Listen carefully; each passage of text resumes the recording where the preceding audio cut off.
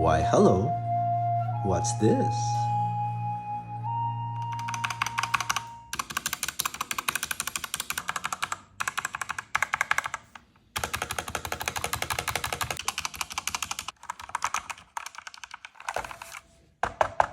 Hello and welcome back to another video where I build a keyboard and you follow along.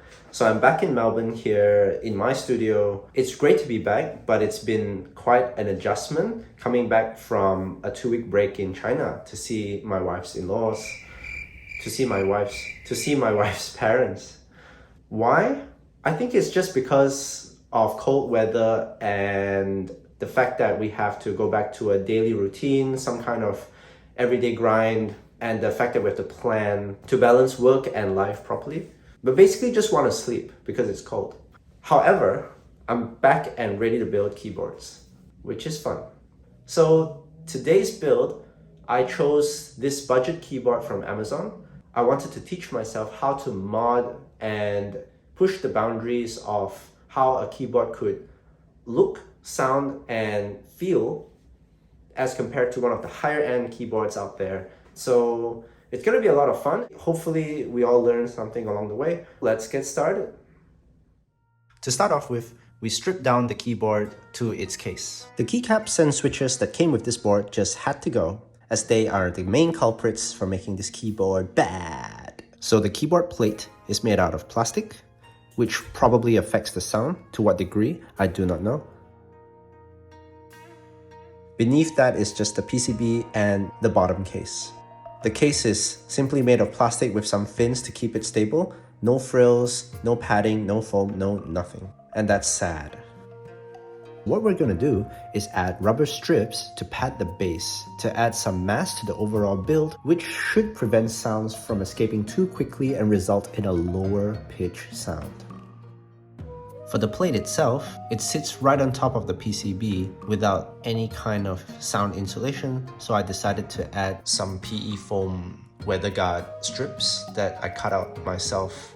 You can find this from your local hardware store for a couple of dollars. For the switches, I used Akko's Jelly Pinks. With an actuation force of about 45 gram force, they are a great middle of the road option for gaming and working.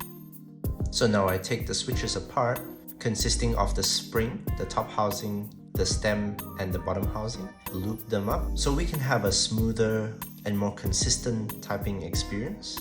It also improves the sound quality marginally. So after lubing, we then line the switches up and put them back on the keyboard plate. But before we close everything up, we have to talk stabilizers. Stabilizers are components of the keyboard that allow the longer keys to be pressed more consistently, and if done right, allow the key press to produce a consistent sound no matter where one presses.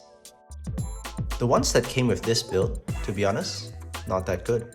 The stabilizers were loose within their own housing, so they rattled a lot. Furthermore, they would result in an inconsistent sound and typing feel when pressing the keys on the keyboard. So let's fix this with a couple of tools. First, we have a 205 variant lubricant or lube that we use on the insert and the housing. We have some dielectric grease for the stabilizer bar, and we have some medical tape.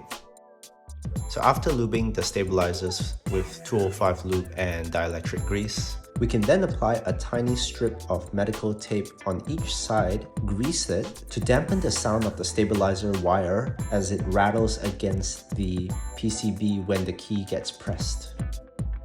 Also, I didn't film this, but I also tried a Holee Mod. That involves cutting a thin piece of medical tape, lubing it with dielectric grease, and wrapping it around the center of the stabilizer insert. That will reduce the friction and pad the wire against the plastic. Once all that is complete, we then mount the stabilizers back onto the plate. Now, time for the final component of the build, which is the keycaps. I've chosen a cherry profile style keycap. It provides a good balance of style, comfort, and accuracy, and is loved by both gamers and typists alike. The theme is the Great Wave of Kanagawa. I wanted to symbolize the natural environment in our world that is both fearsome and beautifully designed by God. The fishes on the keys represent an abundance of life and miracles that occur. Well, thank you so much for watching. It's been a really fun time trying to balance the design aspect of the keyboard to make it look elegant and nice and beautiful, while at the same time diving deep into the sound and feel of the typing experience and trying to apply that to this build.